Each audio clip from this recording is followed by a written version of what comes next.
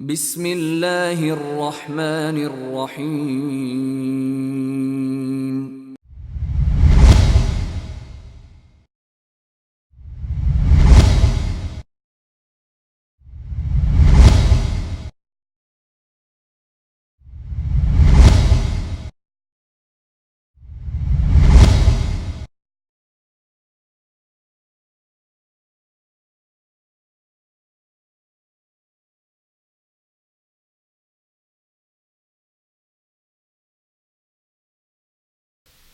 السلام علیکم ورحمۃ اللہ وبرکاتہ۔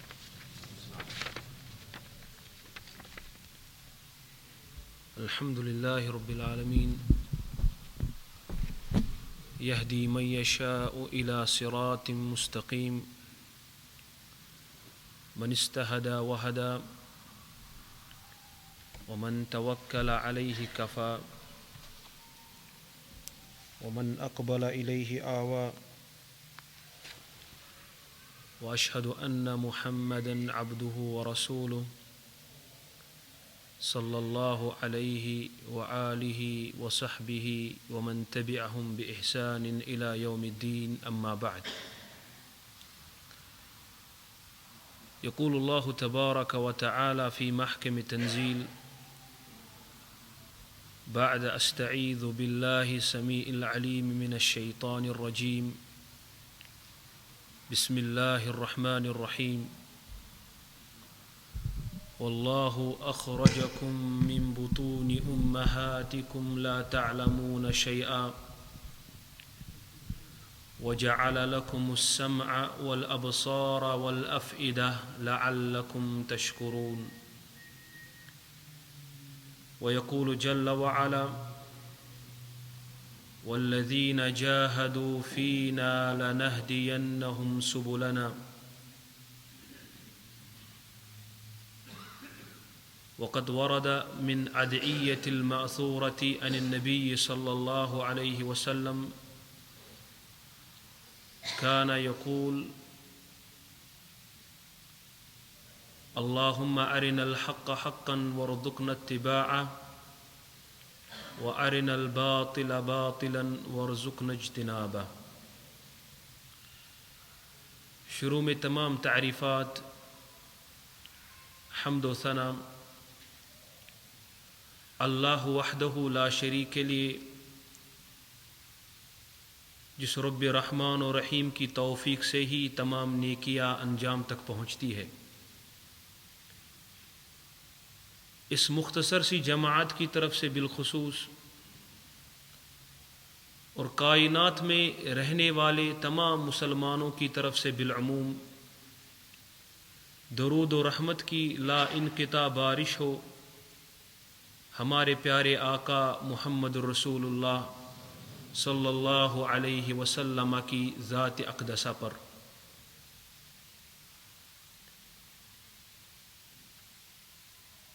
نبی کریم صلی اللہ علیہ وسلم ایک دعا کثرت سے مانگا کرتے تھے، فرماتے تھے اللہم ارنا الحق حقا وارزقنا اتباعہ۔ اے اللہ، میرے سامنے حق کو اس طرح منکشف کر، اس طرح واضح کر کہ اس کی حقیقت کہ اصل میں وہ حق ہے میرے سامنے آ جائے، اور جب میرے سامنے حق واضح ہو وَارْزُقْنَا اتِّبَاعَهُ، پھر مجھے اس کے پیچھے پیچھے چلنے کی توفیق عطا فرما۔ وَأَرِنَا الْبَاطِلَ بَاطِلًا، اور میرے سامنے باطل کو اسی طرح واضح کر جس طرح اس کی حقیقت ہے کہ وہ باطل ہے۔ وَارْزُقْنَا اجْتِنَابَهُ، اور پھر مجھے اس سے اجتناب کرنے کی توفیق عطا فرما۔ یہ دعا نبی محترم صلی اللہ علیہ وسلم اپنے اندر بہت سارے معنی کو شامل لیے ہوئے ہیں.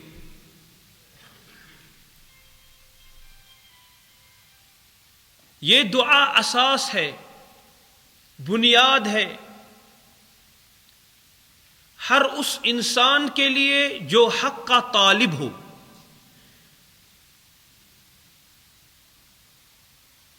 جہاں تک میرے موضوع کا تعلق ہے وہ ہے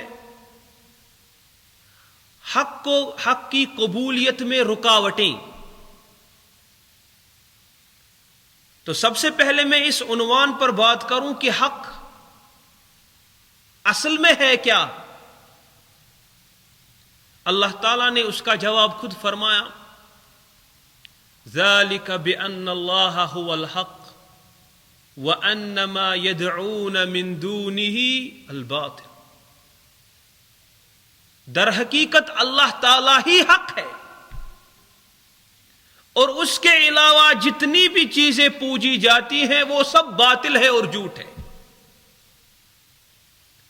تو جب اللہ تعالیٰ حق ہے تو اس سے تمام چیزیں جو اس کے ساتھ ربط میں ہیں، اس کے ساتھ جو ملتی ہیں وہ بھی حق ہی ہے.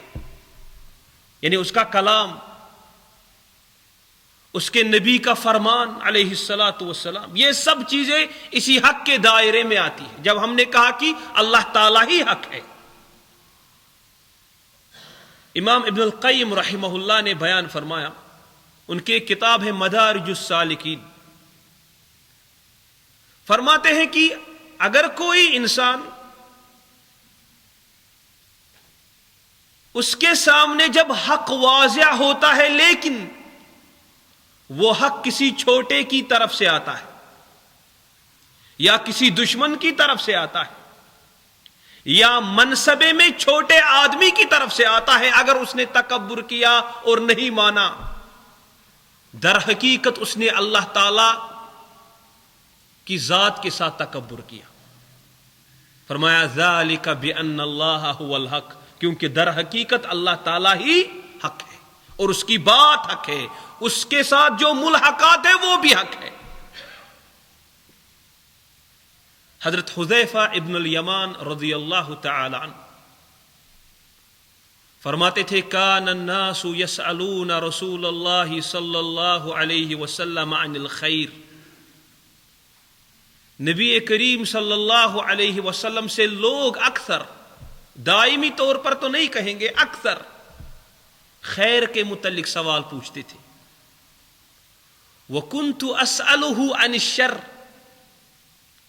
اور میری عموماً یہ عادت تھی، ہر بار نہیں بلکہ عموماً میری یہی عادت تھی، وَكُنْتُ أَسْأَلُهُ عَنِ الشَّرِّ، میں شر کے متعلق سوال پوچھتا تھا. کیوں؟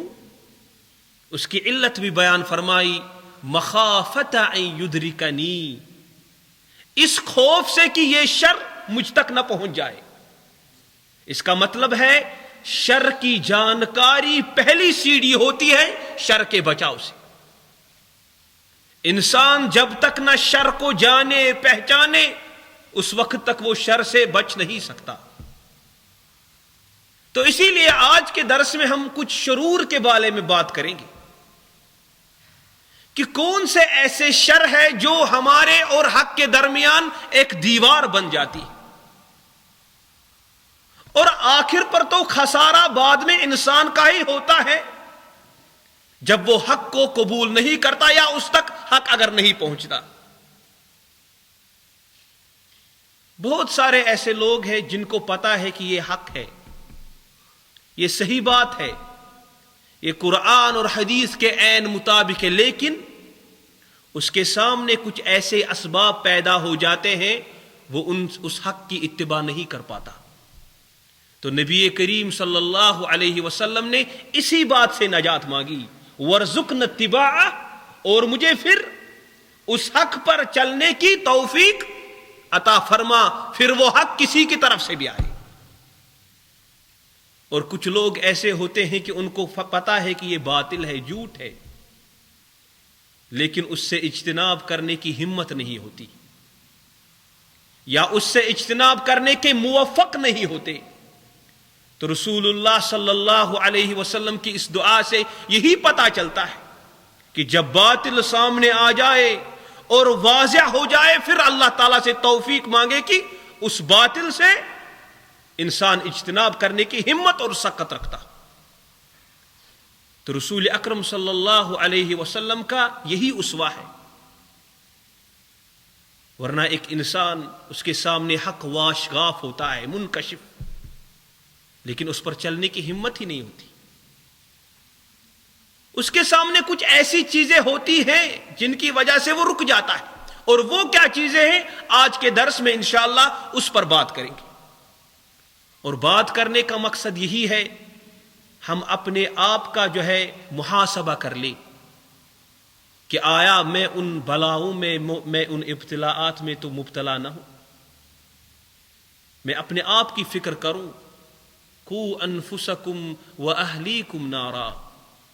آپ کو سب سے پہلے آپ کے بارے میں پوچھا جائے گا. آپ کے بارے میں سب سے پہلے اپنی فکر کریں. کہا جاتا ہے کہ حق مومن کا متاع ضالہ ہے، یعنی گمی ہوئی چیز ہے. جب انسان کو کوئی چیز گم جاتی ہے تو جب بھی پاتا ہے تو لپک پڑتا ہے. تو جہاں بھی مومن کو حق ملتا ہے تو لپک پڑ کے اٹھا لیتا ہے، کوئی دیر نہیں کرتا. تو آج انشاءاللہ قرآن اور حدیث کی روشنی میں ہم ایسے اسباب کے بارے میں جاننے کی کوشش کریں گے کہ جو واقعی میں انسان اور حق کے درمیان ایک دیوار بن سکتی.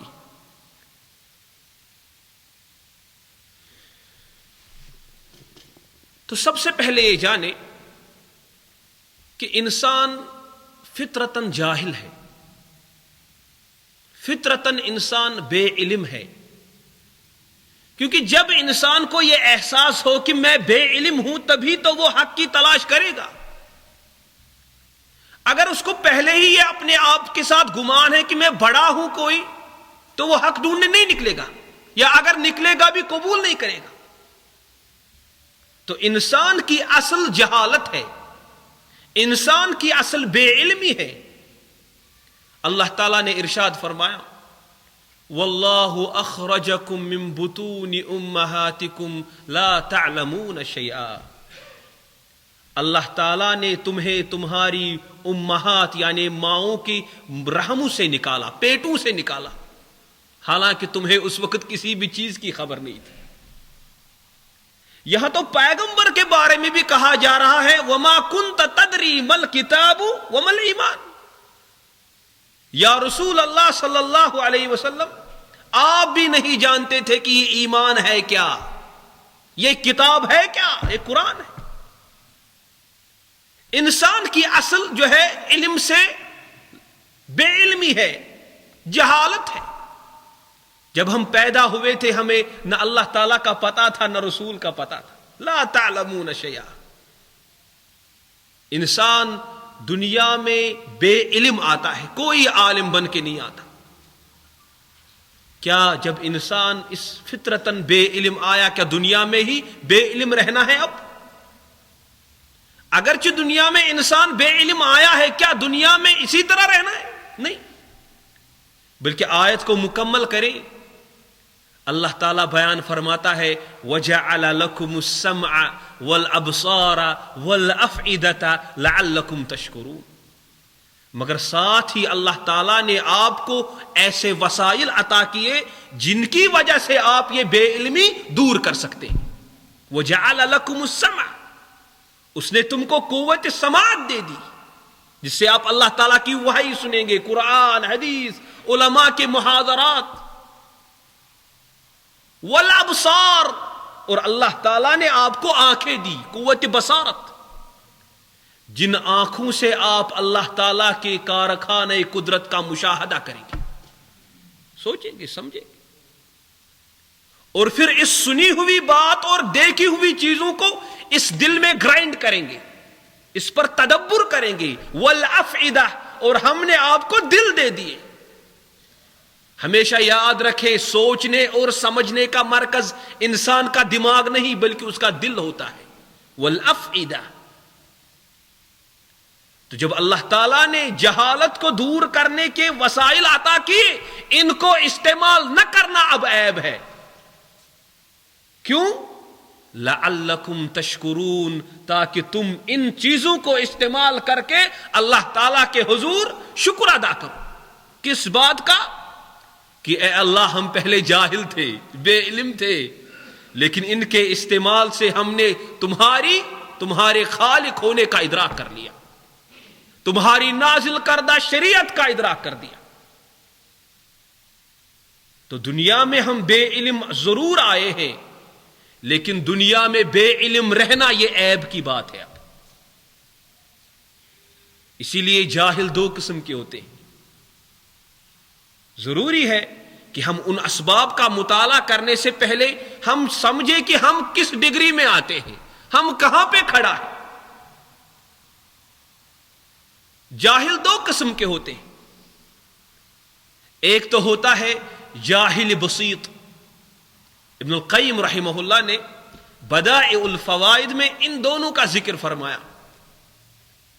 فرماتا ہے انسان دو قسم کا جاہل ہو سکتا ہے. ایک تو ہوتا ہے جاہل بسیط، اس کا مطلب ہوتا ہے کہ انسان بے علم ہوتا ہے، جاہل ہے، لیکن اس کو اپنی کمزوری کا اعتراف بھی ہے کہ میں جاہل ہوں، بے علم ہوں. یہ لفظ میں جاہل استعمال کرتا ہوں نا، عربی کے اعتبار سے کرتا ہوں. ہمارے انڈیا پاکستان میں تو جاہل کہتے ہیں جو لڑائی کرتا ہوں. نہیں، ایسا نہیں، بلکہ جاہل سے میری مراد بے علم ہے. ایسا بے علم جس کو علم نہیں لیکن وہ اس بات کا شعور رکھتا ہے کہ میرے پاس علم نہیں ہے، اپنی کمزوری کا اعتراف ہے. اس کو جہل بسیط سے تعبیر کیا جاتا ہے. اور دوسرا جاہل ہوتا ہے جاہل مرکب، یعنی جہالت پر بھی جہالت. کس طرح؟ ایک تو انسان کو پتہ نہیں، معلوم نہیں، بے علم ہے، لیکن وہ سمجھتا ہے کہ مجھے سب کچھ معلوم ہے. ہو گئی جہالت پر بھی جہالت. تو ان دونوں کا ذکر کرنے کے بعد ابن القیم رحمہ اللہ نے بیان فرمایا کہ جو پہلے والا بے علم ہے، جاہل بسیط ہے، یہ علم کے راستے پر آتا ہے کیونکہ اس کو اپنی کمزوری کا اعتراف ہوتا ہے. لیکن جو دوسرے قسم کا جاہل ہے، ایک تو کچھ نہیں پتا، دوسرا یہ گمان کہ مجھے سب کچھ پتا ہے، ایسا انسان تکبر کرتا ہے اور علم کے راستے پر نہیں آتا. تو ہمیشہ اپنی لا علمی کا اعتراف اپنے نفس کے ساتھ کریں، تبھی تو اللہ تعالیٰ کی اس آیت کا مصداق بن سکتے ہیں. وَالَّذِينَ جَاهَدُوا فِينَا لَنَهْدِيَنَّهُمْ سُبُلَنَا. وہی تو مجاہدہ کرے گا، وہی تو محنت کرے گا، تگ و دو کرے گا کہ مجھے یہ حق ملے. تو اللہ تعالیٰ قسم کھاتا ہے لَنَهْدِيَنَّهُمْ سُبُلَنَا، ایک راستہ نہیں بلکہ اس کے لیے بہت سارے راستے آسان کر دیں گے، ہدایت کر لیں گے. لیکن ضرورت ہے کہ انسان کو چاہیے کہ ان راستوں کی طلب ہو، وہ طلبگار ہو ان چیزوں کا. تو ہمیشہ سب سے پہلے اپنے آپ کو اس جگہ پر کھڑے رکھیں کہ مجھے کچھ نہیں پتا. اس لیے ہمارے شیخ مفتی محمد یعقوب بابا المدنی کشمیر کے رہنے والے ہیں، میں بھی کشمیر سے ہی ہوں. وہ کہتے تھے کہ علم کے 3 دروازے ہوتے ہیں، 3. جب سب سے پہلے دروازہ انسان پار کرتا ہے تو لگتا ہے کہ بس میرے علاوہ اب دنیا میں کوئی نہیں ہے، میں بڑا آدمی بن گیا. لیکن جب دوسرے دروازے کو عبور کرتا ہے دماغ میں آتا ہے کہ ابھی بھی کچھ باقی ہے. لیکن جب تیسرا سٹیج مکمل کرتا ہے پھر کہتا ہے کہ مجھے کچھ بھی معلوم نہیں. یہ علم کی ایک شان ہے کہ انسان کو متواضع بناتا ہے، منکسر بناتا ہے، زمین کے ساتھ چلنے والا بناتا ہے. تو سب سے پہلے یہی بات اپنے ذہن میں رکھیں کہ میں کس جگہ پر کھڑا، اور اپنے آپ کو کبھی بھی دوسرے پر فضیلت نہ دے. ہمیشہ یہ بات یاد رکھیں کہ مجھے کچھ نہیں پتا. اسی لیے تو ہم ہدایت کے طلبگار بن جائیں گے. تو سب سے پہلی بات جو انسان کو حق کی قبولیت میں رکاوٹ بنتے ہیں وہ ہے کہ اس کا حق کو نہ سننا، وہ سنتا ہی نہیں. اچھا آج قرآن و حدیث کی بات ہو رہی ہے، جاؤ مجھے نہیں سننا. وہ پہلے سننے کے لیے ہی تیار نہیں، کیونکہ اللہ تعالیٰ نے ہدایت کے جو سامان اس کو عطا کیے وہ ان کا استخدام اور استعمال نہیں کرتا. وَجَعَلَ لَكُمُ السَّمْعَ، تو اسی لیے تو آخر پر یہی ہوتا، جو ان کو استعمال نہیں کرتا اللہ تعالیٰ انہی 3 چیزوں پر مہر کر دیتا ہے. ختم اللہ علی قلوبہم وعلی سمعہم وعلی ابصارہم، اور جن کے کانوں پر، آنکھوں پر، دلوں پر مہر کیے گئے وہ سب سے برے لوگ ہوں گے. تو انسان اس قوت سماعت کو استعمال ہی نہیں کرتا ہدایت کے سننے میں. بہت سارے ایسے لوگ ہیں، آؤ قرآن اور حدیث کی بات ہے، میں نہیں سنتا. گانے وغیرہ تو سنتے ہیں، فلمیں ڈرامے تو بہت ہوتے ہیں، وہ تو سنتے ہیں، غور سے سنتے ہیں. بلکہ اگر کوئی سلسلہ وار ہوگا تو ٹی وی کے سامنے پہلے ہی بیٹھ جاتے ہیں. استغفر اللہ. جہنمیوں کا حال اللہ تعالیٰ نے بیان فرمایا، تو ان کی سب سے بڑی غلطی یہی تھی، اور اسی بات کو کہا وَقَالُوا لَوْ كُنَّا نَسْمَعُ أَوْ نَعْقِلُ مَا كُنَّا فِي أَصْحَابِ السَّعِيرِ. جب ان سے جہنم کا وہ داروغہ کہے گا کہ آپ یہاں کیوں ہیں، تو وہ کہیں گے کہ اگر ہم نے سنا ہوتا. وہ پہلے کانوں کی بات کریں گے جہاں سے ہدایت داخل ہوتی ہے. لَوْ كُنَّا نَسْمَعُ أَوْ نَعْقِلُ، اور عقل کی بات، سمجھنے کی بات تو بعد میں کی. کیوں؟ کیونکہ جب اندر کچھ داخل ہوگا تبھی تو وہ گرائنڈ ہوگا، تبھی تو اس پر تدبر اور تفکر ہوگا. جب انسان کچھ سنے گا ہی نہیں تو تدبر کس بات پہ کرے گا؟ وَقَالُوا لَوْ كُنَّا نَسْمَعُ أَوْ نَعْقِلُ مَا كُنَّا فِي أَصْحَابِ السَّعِيرِ. ہم اس جہنم کے لوگ تو نہیں ہوتے. حضرت نوح علیہ السلام کی حکایت کے بارے میں اللہ تعالیٰ نے بیان فرمایا سورہ نوح میں، کہ جب حضرت نوح علیہ السلام نے اللہ کے حضور شکایت کی اپنی قوم کی، اور نوح علیہ السلام 10 سال 20 سال 60 سال دعوت کا کام نہیں کیا، بلکہ 950 سال دعوت کا کام کیا. یہاں پر داعیوں کے لیے بھی ایک درس ہے کہ کبھی گھبرانا نہیں چاہیے. آپ کے پیچھے آپ حق کی بات کرتے ہیں، آپ کے پیچھے کوئی آتا ہے یا نہیں آتا کوئی مسئلہ نہیں، کیونکہ رسول اللہ صلی اللہ علیہ وسلم نے ایک خواب میں ایسے بھی پیغمبر دیکھے جن کو کسی نے ایمان لایا ہی نہیں تھا. کیا پیغمبر کی دعوت ناکام ہوئی؟ حضرت نوح علیہ السلام اللہ تعالی کے سامنے اپنی قوم کے بارے میں بیان فرما رہے ہیں. قال رب انی دعوت قومی لیلا ونہارا. کہا میرے رب، میں نے تو اپنی قوم کو دن میں اور رات میں تمام وقت میں ان کو دعوت دی، تمہاری طرف آئے. لیلن، رات کا آرام بھی چھوڑ دیا انہی کے لیے، نہارن، دن کا کام کاج بھی چھوڑ دیا انہی کے لیے. لیکن ایسی بدبخت قوم تھی، فلم یزدہم دعائی الا فرارا. جب میں ان کو دعوت دیتا تھا بس یہ صرف بھاگتے ہی جاتے تھے. جب جو ہی میں دعوت دیتا تھا صرف بھاگ جاتے تھے. اتنا ہی نہیں، وَإِنِّي كُلَّمَا دَعَوْتُهُمْ لِتَغْفِرَ لَهُمْ جَعَلُوا أَصَابِعَهُمْ فِي آذَانِهِمْ وَاسْتَغْشَوْا ثِيَابَهُمْ وَأَصَرُّوا وَاسْتَكْبَرُوا اسْتِكْبَارًا.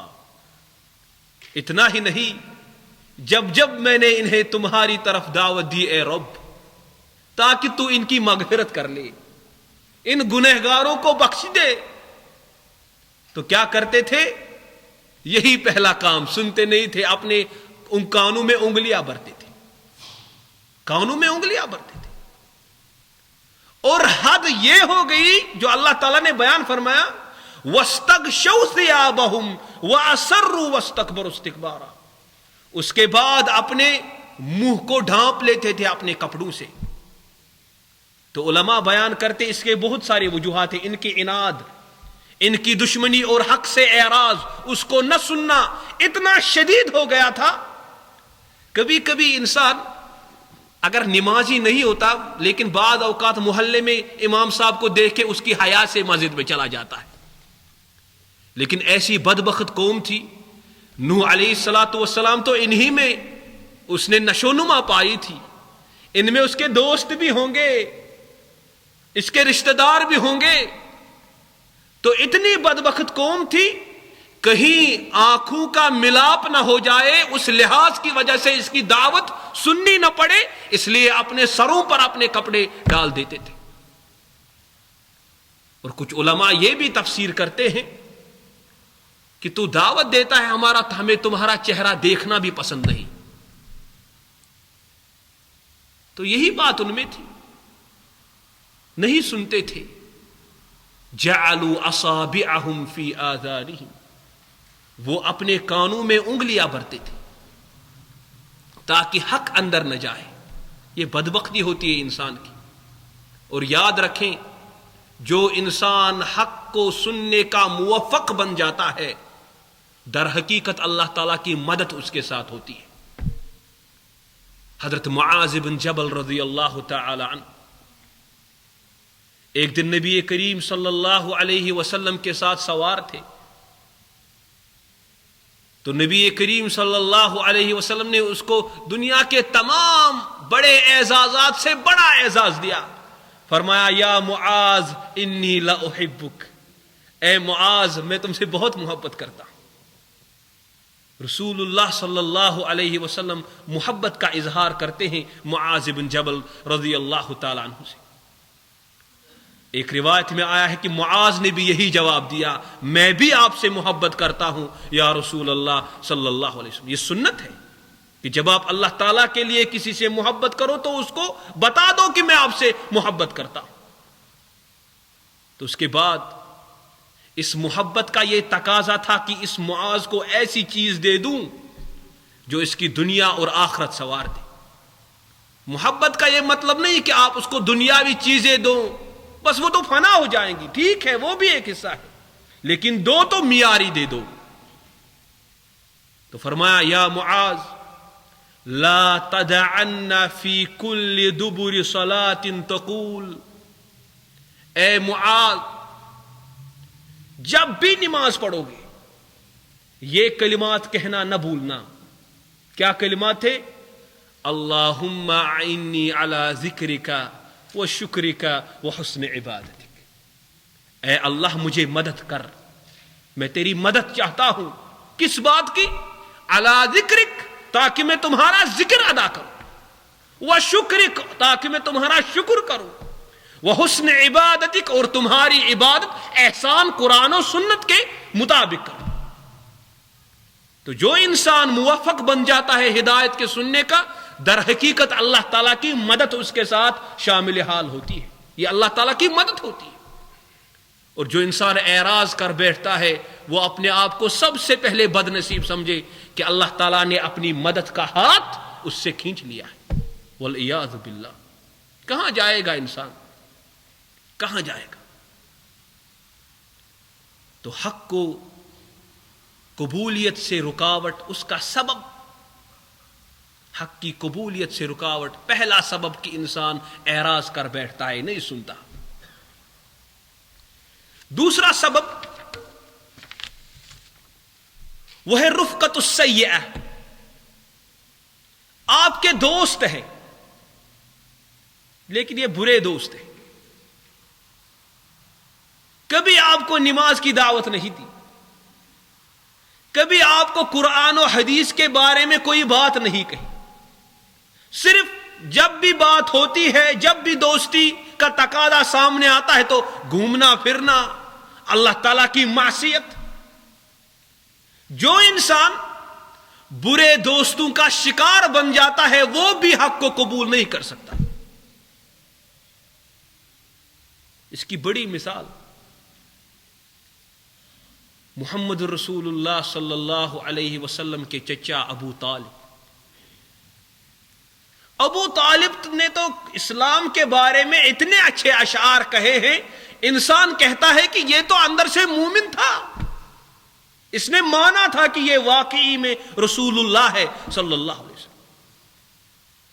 بلکہ جب بھی سنتا ابو طالب کہ مکہ کے مشرکین میرے بھتیجے کے بارے میں سازشیں رچا رہے ہیں، تو اکیلا نکل جاتا تھا لاٹھی لے کر اور کہتا تھا محمد عربی صلی اللہ علیہ وسلم تک پہنچنے کے لیے پہلے میری لاش سے گزرنا پڑے گا۔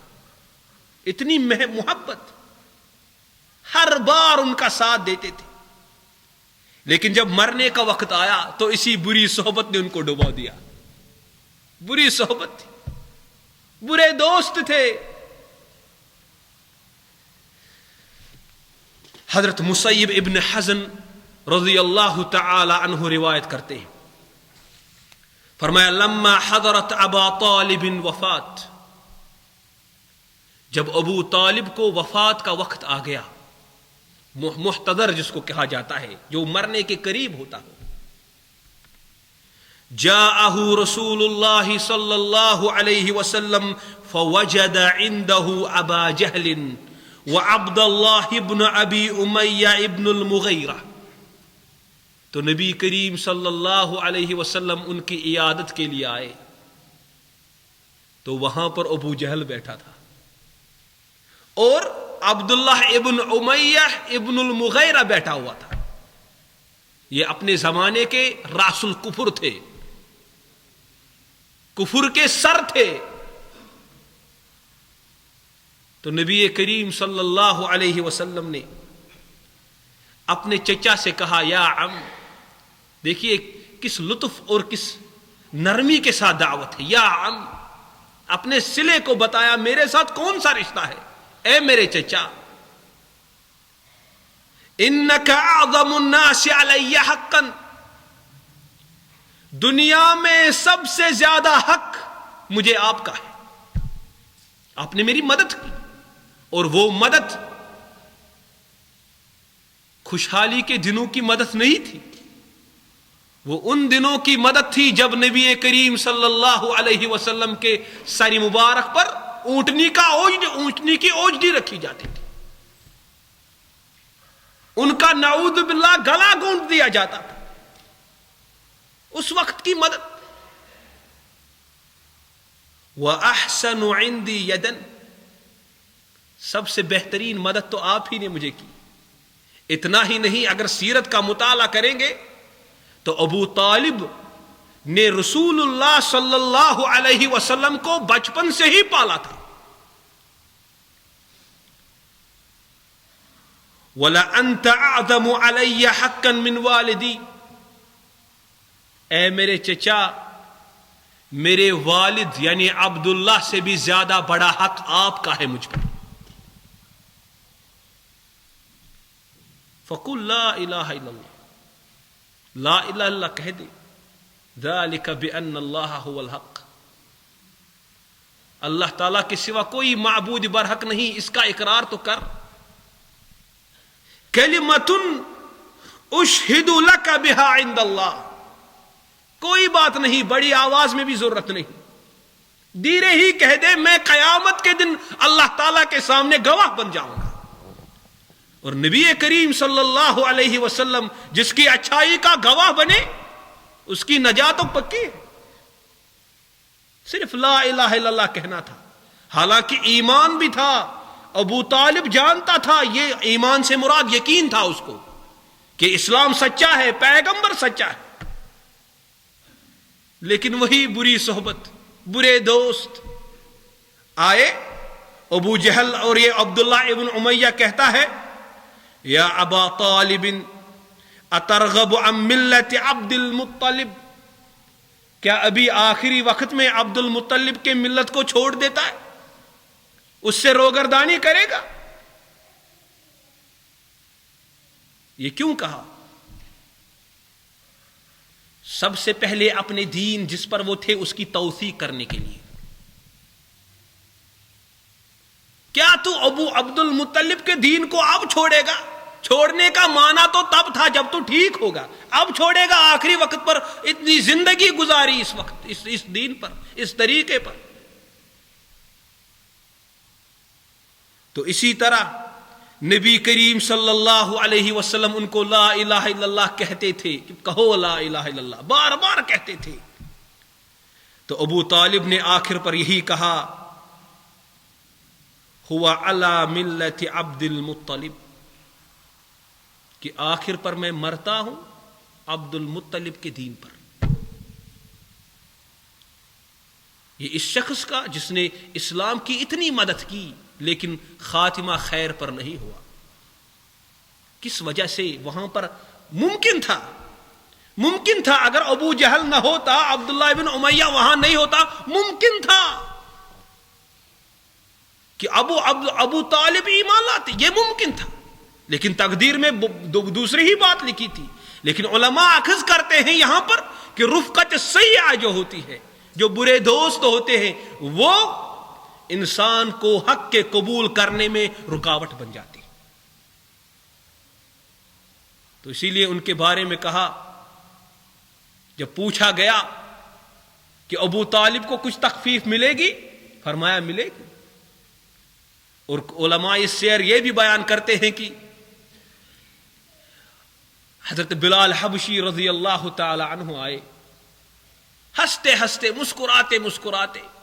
جب ابو طالب اس دنیا سے فوت ہو چکا تھا تو اس سال کا نام ہی رسول اللہ نے رکھا تھا عام الحزن، کیونکہ اسی سال حضرت خدیجہ بھی اس دنیا سے رخصت ہو چکی تھی. بڑے غمگین تھے رسول اللہ صلی اللہ علیہ وسلم. شفیق بیوی اس دنیا سے گزر گئی، اب شفیق چچا بھی گزر گیا. تو بلال تو ہنستے ہنستے آ رہے. تو نبی کریم صلی اللہ علیہ وسلم نے ان سے کہا، بلال میرے چچا کے مرنے پر ہنس رہے ہو؟ حالانکہ بلال تو اتنی محبت کرتے تھے رسول اللہ صلی اللہ علیہ وسلم سے کہ جب نبی کریم صلی اللہ علیہ وسلم نے انتقال کیا تو بلال مدینہ میں نہ رہ سکے،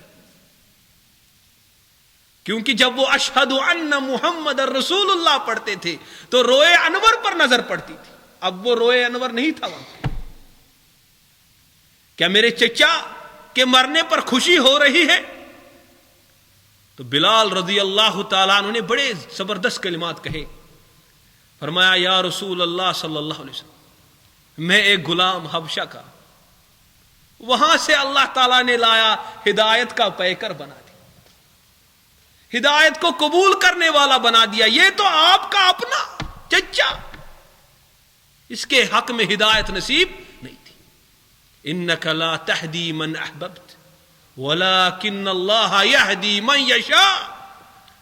نبی کریم صلی اللہ علیہ وسلم تو بڑے شوق مند تھے کہ کاش میرے چچا ایمان لاتے، لیکن اللہ تعالیٰ نے کہا کہ یا رسول اللہ صلی اللہ علیہ وسلم، آپ جس سے محبت کرتے ہیں ضروری نہیں کہ اس کو ہدایت ہو. ہدایت توفیق تو اللہ تعالیٰ کے پاس ہے. ہاں آپ کا کام ہے ہدایت ارشاد، وَإِنَّكَ لَتَهْدِي إِلَىٰ صِرَاطٍ مُسْتَقِيمٍ.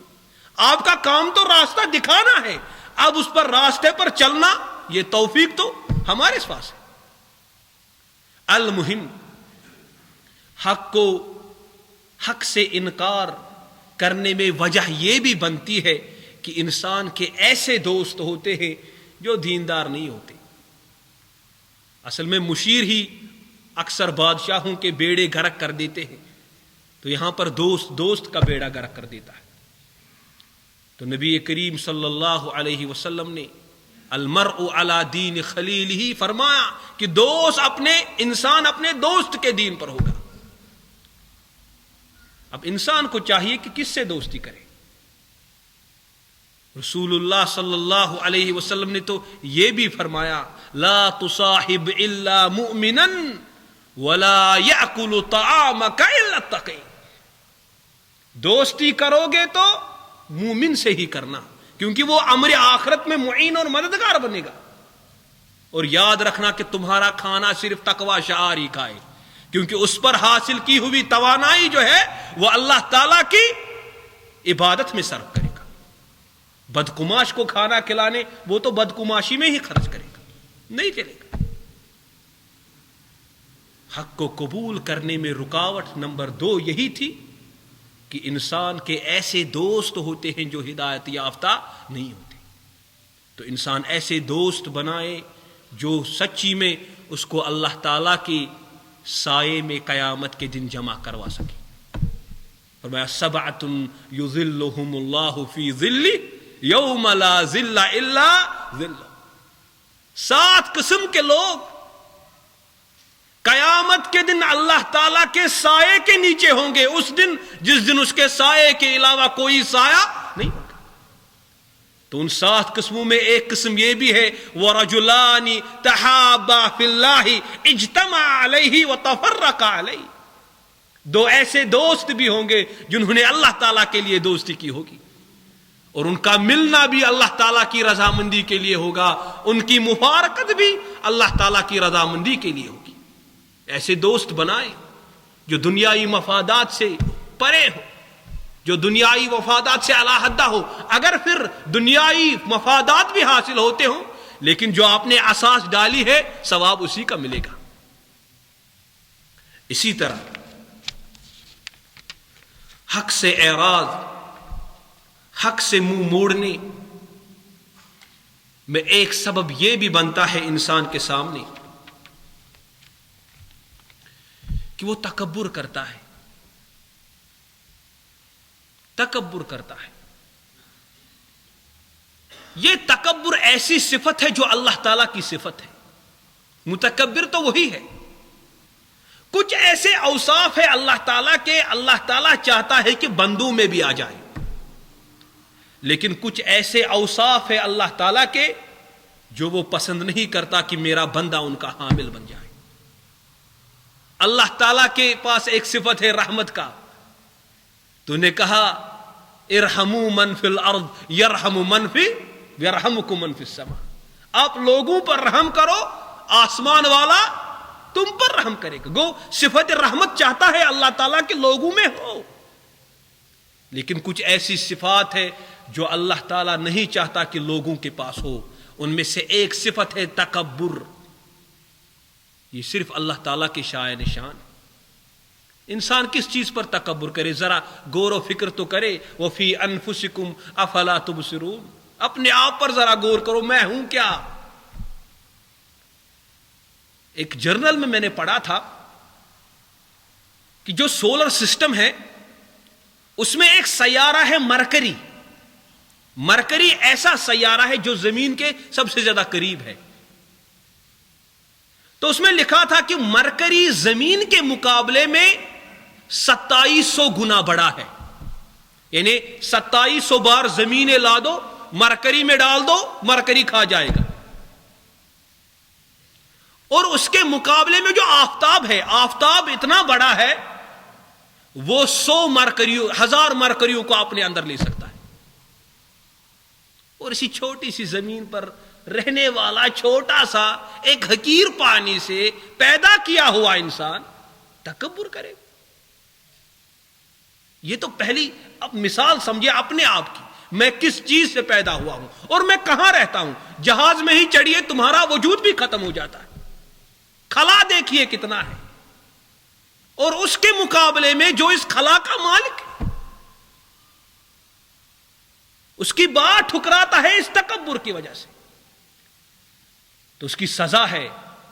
محمد الرسول اللہ صلی اللہ علیہ وسلم نے بیان فرمایا لا يدخل الجنة من كان في قلبه مثقال ذرة من كبر. وہ جنت میں داخل ہو ہی نہیں سکتا جس کے دل میں ایک رائی کے دانے کے برابر بھی تکبر ہو. صحابہ سن رہے تھے. عرض کیا یا رسول اللہ صلی اللہ علیہ وسلم، ہم میں سے تو ہر ایک یہ چاہتا ہے کہ اس کا لباس نیا ہو، اس کے جوتے نئے ہو، کیا یہ بھی تکبر میں ہے؟ یہ بھی تکبر کی صورت ہے؟ یہ بھی شامل ہے؟ فرمایا نہیں. الکبر بطر الحق وغمت الناس. کتنی پیاری جو اس کی تعریف بیان فرمائی. اپنے آپ کو تولے اس میزان پر. بطر الحق وغمت الناس. حق کو ٹھکرانا تکبر ہے، اور لوگوں کو حقیر جاننا یہ بھی تکبر ہے. اور اس کو ملایا کیوں؟ کیونکہ حق سے اعراض کرنے پر جب تکبر سامنے آتا ہے تو انسان سمجھتا ہے یہ چھوٹا ہے، میں اس کی بات کیوں مانوں، میں اس سے بڑا ہوں، یہ مجھ سے عمر میں چھوٹا ہے، میں نے بہت دنیا دیکھی ہے، تکبر کرتا ہے۔ در حقیقت وہ اس کی بات سے تکبر نہیں کرتا، وہ اللہ تعالیٰ کے لائے ہوئے اس دین سے تکبر کر بیٹھتا ہے۔ جب تکبر کی یہ مذموم صفت انسان میں آ جاتی ہے تو وہ حق کو کبھی قبول نہیں کر سکتا۔ اللہ تعالیٰ نے بیان فرمایا سأصرف عن آیاتی الذین یتکبرون فی الارض بغیر الحق۔ بڑی مصیبت ہے اس کے لیے۔ ایک تو ہے کہ اللہ تعالیٰ اپنی آیاتوں کو پھیر لے گا اس سے، یعنی وہ حق کا ادراک کر ہی نہیں سکتا، بعد میں اس کو دکھائی ہی نہیں دے گا کہ کیا حق ہے کیا باطل ہے۔ جب یہ پہچان ختم ہو جاتی ہے تو وہ بڑا مصیبت زدہ انسان ہوتا ہے۔ یہ کس وجہ سے؟ اللہ تعالیٰ بیان فرماتا ہے یتکبرون فی الارض بغیر الحق، زمین پہ تکبر کرتے، حق کو ٹھکراتے ہیں، لوگوں کو حقیر جانتے ہیں۔ اس کی وجہ سے پیغمبر تو ہمارے ساتھ ہی کھیلتا بیٹھتا تھا، اس کی بات کیوں مانے؟ ایسا ہوا ہے، قرآن میں تو پڑھیں گے آپ، یہ ہمارے جیسا بشر ہے، ہمارے ساتھ کھیلتا جلتا تھا، کیوں مانے؟ آج یہ نئی بات لے کر آیا، تکبر ہے۔ تو تکبر سے بڑا پرہیز ہو انسان کو، یہ انسان کو اندھا بنا دیتی ہے، انسان کے سامنے حق اور باطل اس کی پہچان نہیں رہتی۔ اسی طرح حق سے منہ موڑنے کا ایک اور سبب وہ ہے تعصب، عصبیت۔ میں یہ تعصب جو ہے خاندانی بھی ہو سکتا ہے، یہ تعصب جو ہے علاقائی بھی ہو سکتا ہے، یہ تعصب ہے جو ہے منصب کا بھی ہو سکتا ہے۔ ہر طرح کا تعصب انسان کو اندھا بنا دیتا ہے۔ ایک قوم تھی نبی کریم صلی اللہ علیہ وسلم کے زمانے میں، ان کو بنو ربیعہ کہا جاتا تھا۔ آپ کو تو سب کو پتا ہے، فخر ہے ہمیں اس بات پہ کہ نبی کریم صلی اللہ علیہ وسلم کو پہلے بھی صادق الامین کے نام سے جانا جاتا تھا، اور یہ قوم جانتی تھی محمد صادق الامین ہے صلی اللہ علیہ وسلم۔ لیکن مسئلہ تھا بنو ربیعہ اور قریش کے درمیان لڑائی تھی، تعصب تھا، خاندانی تعصب تھا۔ تو انہوں نے قول کہا، انہوں نے نبی کریم صلی اللہ علیہ وسلم کی دعوت کو ٹھکرا دیا، کہا کاذب الربیعۃ احب الینا من صادق قریش، ربیعہ کا کاذب جھوٹا ہمارے نزدیک بہت محبوب ہے قریش کے سچے سے۔ تعصب، منصب کا تعصب، علاقائی تعصب، خاندانی تعصب، یہ بھی انسان کو حق کے قبول کرنے سے رکاوٹ بن جاتی ہے۔ تو نبی کریم صلی اللہ علیہ وسلم دعا مانگا کرتے تھے، اللہم انی اسألک الہدی، ہدایت کے پیکر کائنات میں اللہ تعالیٰ نے جن کو ہدایت کا منبع بنایا اس ملت کے لیے، وہ اللہ تعالیٰ سے ہدایت کا سوال کرتے ہیں، اللہم انی اسألک الہدی۔ تو یہ ہدایت کہاں ملے گی؟ جب ہم یہ دعا کریں گے کہاں ملے گی؟ قرآن و حدیث میں ملے گی۔ کوئی بھی کہنے والا ہو، چاہے چھوٹا ہو بڑا ہو، کو گورا ہو کالا ہو، کوئی بھی ہو، اس کی بات کو دیکھو، قرآن و حدیث پر اس کو تولو۔ لوگ کہیں گے ہمیں تو اتنا ٹائم نہیں ہے، لیکن میں کہتا ہوں جب کپڑے لانے جاتے ہیں تو دکاندار کی حالت خراب کر دیتے ہیں۔ دنیاوی اس حقیر چیز کے لیے آپ تو بڑے غور سے دیکھتے ہیں، لیکن دین کے بارے میں تو کچھ بھی پرواہ۔ حالانکہ دنیا کے مقابلے میں دین بہت بڑی چیز ہے، دنیا کا کوئی اعتبار ہی نہیں، فنا ہو جائے گی۔ جس طرح ابن القیم رحمہ اللہ نے کہا کہ اگر انسان کو دنیا مل جائے، تمام دنیا مل جائے، پھر وہ صرف کہتا ہے الحمدللہ۔ یہ الحمدللہ کہنا دنیا مل جانے سے بہتر ہے۔ کیوں؟ کیونکہ دنیا ایک نہ ایک دن فنا ہو جائے گی، جبکہ الحمدللہ کا اثر قیامت تک باقی رہے گا۔ دعا کرتے تھے اللہم انی اسألک الہدا، اے رب میں ہدایت کا سوال کرتا، والتقا، اے اللہ تقوی کا سوال کرتا، والعفاف، اے اللہ پاک دامنی کا سوال کرتا ہوں، والغنا، اے اللہ بے نیازی کا سوال کرتا ہوں۔ بس جب محتاج رکھے تو اپنی ذات کے لیے رکھے۔ بہت سارے نکات جو حق کو قبول کرنے میں رکاوٹ بن جاتی ہے، ابھی تو ہم نے 2-3 ہی ڈسکس کی۔ سب سے پہلی یہ تھی، جو پہلی بات یہ تھی کہ ہم اپنے آپ کو سمجھے کہ ہم بے علم ہیں، ہمیں کچھ نہیں پتا، ہم ہر بار ہر لمحہ اس علم کے قرآن و سنت کے محتاج ہیں۔ اور پہلی بات جو رکاوٹ بن جاتی ہے وہ ہے انسان کا حق کو نہ سننا۔ ہم سننا شروع کر لیں گے تاکہ یہ مذموم صفت ہم میں نہ آئے۔ اسی طرح اپنے دوستوں کا محاسبہ کرے کہ میرے دوست کیسے ہیں۔ اسی طرح ایک اور وہ کی تکبر، اس سے ہمیشہ کے لیے منہ موڑے اور ہمیشہ اللہ تعالیٰ سے دعا کرے اللہم ارنا الحق حقا وارزقنا اتباعہ۔ یہ اہم بات ہے، وارزقنا اتباعہ اہم بات ہے۔ وارنا الباطل باطلا وارزقنا اجتنابہ، اور یہ اجتناب بھی بہت اہم بات ہے۔ حق سامنے ہو، اس کے پیچھے چلنے کی توفیق عطا ہو، اور باطل سامنے ہو اس سے پیچھے رہنے کی توفیق عطا ہو۔ اللہ تعالیٰ سے دعا کرتے ہیں اللہ تعالیٰ ہمیشہ ہمیں حق کا طلبگار بنائے اور حق کو قبول کرنے کی سکت اور قوت کی توفیق عطا فرمائے۔ اللہ تعالیٰ سے دعا ہے اے اللہ اس جماعت میں جو بھی پریشان حال ہے، اے اللہ ہماری پریشانیوں کو دور فرما۔ اے اللہ جو بھی تنگ دست ہے، اے اللہ تنگ دستی کو دور فرما۔ اے اللہ ہمارے رزق میں برکت عطا فرما۔ اے اللہ ہمارے ممالک میں ہمارے اہل و عیال، دوست، احباب، رشتہ دار، اے اللہ ان پر اپنے برکات اور رحمات کا نزول فرما۔ اے اللہ ہم پر بھی اپنے برکات اور رحمات کا نزول فرما۔ اے اللہ ہمیں سچ بولنے کی توفیق عطا فرما، سچ پر عمل کرنے کی توفیق عطا فرما۔ اے اللہ ہمارے فوت شدگان جو بھی اس دنیا سے گزر گئے ہیں، ابھی قبروں میں اکیلے ہیں، اے اللہ ان کی قبروں کو پرنور فرما۔ اے اللہ ان کو جنت الفردوس عطا فرما۔ اے اللہ ان کو مشربہ دیدار فرما۔ اے اللہ ان کو حوض کوثر کا پانی نصیب فرما۔ اے اللہ جب ہم اس دنیا سے رخصت ہوں، اے اللہ سلامتی کے ساتھ قرآن و سنت پر قائم رکھ کر اس دنیا سے رخصت کرنا۔ اے اللہ ہمارا خاتمہ خیر پر کرنا۔ اے اللہ ہمارا خاتمہ قرآن و سنت پر کرنا۔ اے اللہ ہمیں بھی مرنے کے بعد ان مانگی ہوئی دعاؤں کا مصداق بنانا۔ اے اللہ ہمارے حق میں بھی قبول فرمانا۔ اے اللہ دعا کرتے ہیں یہ کہے ہوئے باتیں، کہے ہوئے سنی ہوئی باتیں، یہ بتائے ہوئے لمحات، اے اللہ ہمارے میزان حسنات میں نیکیاں بنا کر شامل حال فرمانا۔ اے اللہ ہمارے لیے نجات کا ذریعہ بنانا۔ اے اللہ ہمیں سچ بولنے کی توفیق عطا فرما، سچ پر عمل کرنے کی توفیق عطا فرما۔ اقول قولی ھذا واستغفر اللہ لی ولکم ولسائر المسلمین من کل ذنب انہ تعالی جواد کریم ملک بر رؤوف الرحیم۔ والسلام علیکم ورحمۃ اللہ وبرکاتہ۔